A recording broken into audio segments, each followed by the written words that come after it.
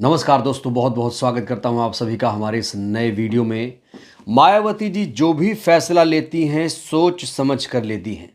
मायावती जी ने जब आकाश आनंद को अपना उत्तराधिकारी बनाया तब भी लोगों ने उनके फैसले का स्वागत किया। जब उन्हें पद से हटाया तब भी लोगों ने उनके फैसले का स्वागत किया। और जब मायावती जी ने वास्तविक उत्तराधिकारी को लेकर शर्त रखी है तब भी लोग बहन जी के फैसले का स्वागत करते हैं, क्योंकि कहा जाता है कि बहन जी जो फैसला लेती हैं सोच समझ कर लेती हैं, समाज के हित में, बहुजन मूवमेंट के हित में लेती हैं। हालांकि उनके जो विरोधी हैं लगातार उनके फैसले को लेकर सवाल खड़े कर रहे हैं। गोदी मीडिया के ज़्यादातर जो पत्रकार हैं वो लगातार उनके फैसले को गलत बता रहे हैं और अपने अपने तरीके से तोड़ मरोड़ कर तथ्यों को पेश कर रहे हैं।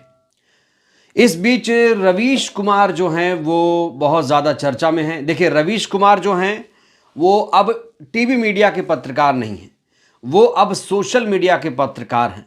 लेकिन सोशल मीडिया में भी कई वर्ग बने हैं दोस्तों। एक तो गोदी मीडिया है, टीवी मीडिया जिसे कहा जाता है, वो क्या करता है, वो सरकार के समर्थन में हमेशा खबरें करता है।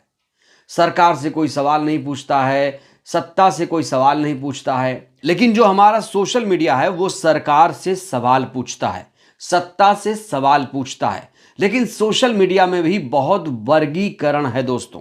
अगर आप ये कह रहे हैं कि सोशल मीडिया में सब सत्ता से, सरकार से सवाल पूछ रहे हैं, तो ऐसा नहीं है। राइट विंग के भी सोशल मीडिया चैनल्स हैं। वहीं रवीश कुमार का भी अपना स्थान है सोशल मीडिया में। अगर आप जाएंगे तो इनके सबसे ज़्यादा फॉलोवर हैं, सबसे ज़्यादा सब्सक्राइबर हैं। लेकिन रवीश कुमार ने मायावती जी के एक फैसले को लेकर ऐसी बात कह दी है जिसको लेकर एक बहस छिड़ गई है। सबसे पहले आपको बताना चाहते हैं कि रवीश कुमार ने आखिर ऐसा कहा क्या जिसके बाद तमाम लोग उनके इस फैसले को लेकर प्रतिक्रियाएं दे रहे हैं। आपको याद दिला दें कि दिल्ली हारने के बाद मायावती जी ने अशोक सिद्धार्थ को पार्टी से निकाल दिया। अशोक सिद्धार्थ कौन है? आकाश आनंद के ससुर हैं।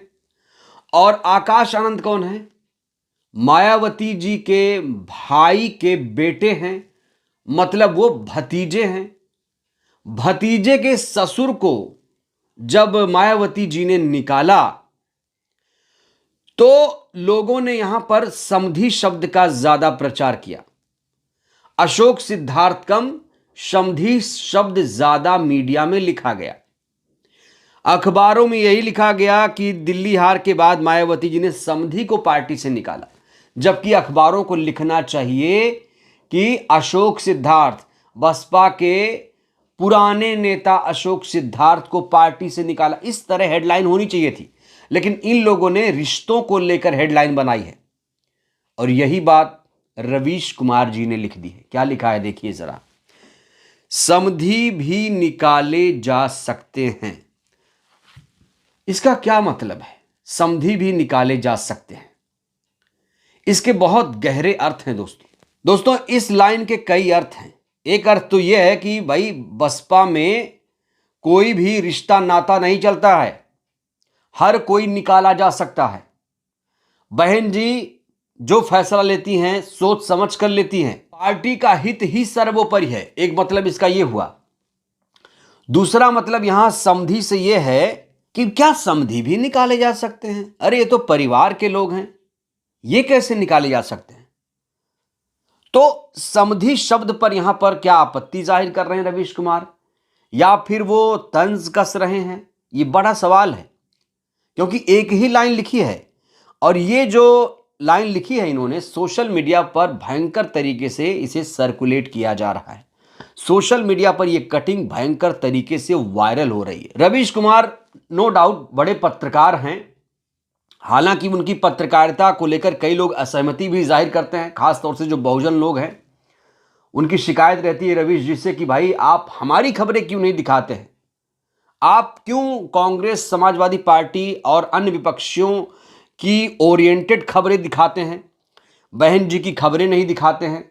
अब बहन जी ने इतनी बड़ी कार्रवाई की मान लीजिए, तो रवीश जी को एक वीडियो तो बनाना चाहिए था, लेकिन रवीश जी ने इसको लेकर एक वीडियो क्यों नहीं बनाया? रवीश जी तो शब्दों के जादूगर माने जाते हैं, तो एक लाइन क्यों लिखे, सही तरीके से लिखते।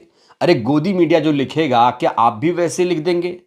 तो निकाले जा सकते हैं, इसका क्या मतलब है? कम से कम कुछ लिखते, कुछ सोच बताते, सही फैसला गलत फैसला खुल के लिखते। यहां जो पहली बुझाई जा रही दोस्तों, इससे दिक्कत है।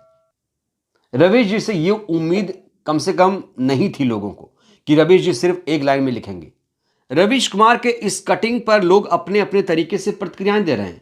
शुभम कुमार ने क्या लिखा है, ये सब पत्रकार लोगों को बसपा से इतनी एलर्जी रहती है, कहेंगे बसपा खत्म हो गई, लेकिन बसपा का नाम लिए बिना रह भी नहीं पाते।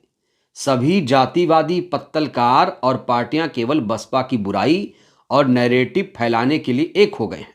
कांग्रेस के चमचे भी बोलने आ जाते हैं, बहन जी हैं, समझौता नहीं। सूरज कुमार बौद्ध ने क्या लिखा है, देखिए सही बात। रवीश कुमार ने जो लिखा है उसे ये कह रहे हैं सही बात लिखा है रवीश ने। बसपा अनुशासन में चलने वाली पार्टी है, बसपा में तो समधी भी निकाले जा सकते हैं, लेकिन रवीश पांडे जैसे लोग कांग्रेस की इसलिए चाटते हैं ताकि शहजादे के बहनोई से दलाली का उपहार मिल जाए या फिर खुद समधी बनने की जुगाड़ में लगे हुए हों। यहाँ पर एक मजाक किया जा रहा है। तो बड़ा सवाल ये, रवीश जी ने एक ही लाइन क्यों लिखा? 2 4 10 लाइन कम से कम एक लेख तो लिखते, एक वीडियो तो बना सकते हैं। भारत के सबसे बड़े यूट्यूबर हैं, एक वीडियो तो बना सकते हैं। बहन जी के व्यक्तित्व के ऊपर एक वीडियो तो बना सकते हैं। बीएसपी को लेकर खबरें क्यों नहीं दिखाते हैं, ये भी बड़ा सवाल लोग कर रहे हैं। और जब आकाश आनंद को निकाला था तब रवीश जी ने एक वीडियो किया था, याद होगा आपको। जब आकाश आनंद को बहन जी ने सभी पदों से मुक्त कर दिया था तब रवीश जी ने एक वीडियो किया था, लेकिन उसके बाद उनकी कोई भी वीडियो इस मुद्दे पर नहीं आ रही है कि बसपा में क्या हो रहा है, मायावती जी के फैसले सही हैं गलत हैं, इस पर उनका कोई वीडियो नहीं आया है। इसलिए लोग नाराजगी भी रवीश से जाहिर कर रहे हैं। दोस्तों कल मायावती जी ने एक्स पर 5 पोस्ट किए थे और तीसरा जो पोस्ट था उनका, उसे आकाश आनंद के ट्वीट से जोड़ा जा रहा था कि आकाश आनंद ने ट्वीट किया, इसलिए उन्होंने वास्तविक उत्तराधिकारी को लेकर शर्त रखी। ये कई लोग प्रचारित प्रसारित कर रहे हैं, लेकिन ऐसा नहीं है। आकाश आनंद ने जो ट्वीट किया था, प्रयागराज में महाकुंभ जाने के लिए जो स्टेशन पर भारी अव्यवस्था वाला ट्वीट किया था और सीधे सीधे बीजेपी सरकार को जिम्मेदार माना था, वो ट्वीट अभी भी आकाश की टाइमलाइन पर मौजूद है। इसका मतलब यह हुआ कि आकाश आनंद के इस ट्वीट से बहन जी को कोई भी दिक्कत नहीं है। तो जो लोग कह रहे थे कि आकाश आनंद के इस ट्वीट के बाद ट्वीट आया, भैया ऐसा नहीं है, गलत प्रचारित नहीं करना चाहिए। और बहन जी ने ये ट्वीट 5 ट्वीट किए हैं, तीसरा ट्वीट ही क्यों देखा जा रहा है, ये बड़ा सवाल है।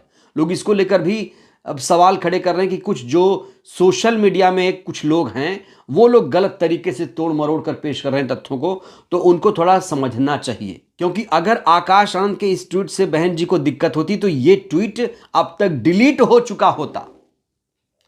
तो वास्तविक उत्तराधिकारी वही होगा जो संघर्ष करेगा। मायावती जी ने कल साफ तौर से कहा है कि जो संघर्ष के रास्ते पर चलेगा, दिन रात मेहनत करेगा, वही वास्तविक उत्तराधिकारी बसपा का होगा। सिर्फ बनाए जाने से नहीं माना जाएगा। और अब सारे फैसले बसपा में बहन जी ही लेंगी, याद रखिएगा। सारे निर्देश बहन जी करेंगी, उसे पालन करना होगा। अब जो लोग गुटबाजी कर रहे थे उनकी खैर नहीं है। दोस्तों एक अखबार है अमर उजाला, उसने क्या लिखा है देखिए, पार्टी मूवमेंट के लिए सारे रिश्ते नाते महत्व विहीन। ये कल मायावती जी ने कहा था, लेकिन इसी अखबार में आकाश कैंप शब्द का जिक्र है। क्या वाकई बसपा में कोई कैंप बना है? यहां क्या लिखा है देखिए, तो यहां लिखा है आकाश कैंप ने साधी चुप्पी। अपने ससुर अशोक सिद्धार्थ को पार्टी से निष्कासित किए जाने के बाद पार्टी के नेशनल कोऑर्डिनेटर आकाश आनंद ने चुप्पी साध ली। आकाश आनंद के कैंप में भी मायावती जी के इस फैसले के बाद सन्नाटा पसरा है। आमतौर पर मायावती के हर फैसले पर प्रतिक्रिया देने वाले आकाश ने इस मामले में कोई भी टिप्पणी नहीं की। रविवार को जारी मायावती जी के बयान से साफ हो गया कि बसपा में अंदर खाने सब ठीक नहीं है। भाई ये बताइए, कब आकाश ने कोई प्रतिक्रिया दी बहन जी के फैसले पर? जब उन्होंने निकाला था तो क्या त्वरित प्रतिक्रिया दी थी उन्होंने? आकाश आनंद ने कब प्रतिक्रिया दी थी? कब बहन जी के फैसले के खिलाफ वो चले गए कि बहन जी ने आपने ये गलत किया, ये सही किया? ऐसा तो कभी नहीं हुआ। जो फैसला लेती है बहन जी उसे आकाश आनंद मानते हैं। और अभी भी जब उन्होंने कहा कि वास्तविक उत्तराधिकारी वही जो संघर्ष करेगा, तब भी तो आकाश आनंद का कोई ट्वीट नहीं आया। तो जो अखबार ये कैम की बात कर रहे हैं, क्या गलत तरीके से खबरों को प्रचारित प्रसारित किया जा रहा है? क्या बसपा को वाकई ये लोग बदनाम कर रहे हैं? और रवीश जी को लेकर भी सवाल खड़े होने कि रवीश जी ने सिर्फ एक शब्द क्यों लिखा? जब शब्दों के जादूगर हैं तो और भी लिख सकते थे, वीडियो बना सकते थे, अपने चैनल पर स्पेस क्यों नहीं दिया? सवाल तो बनता है। बहरहाल इस वीडियो में इतना ही। रवीश कुमार जी आपको कैसे पत्रकार लगते हैं, कितने निष्पक्ष हैं, ये आप लोग मुझे बताइएगा। इस वीडियो में इतना ही। बहुत बहुत धन्यवाद।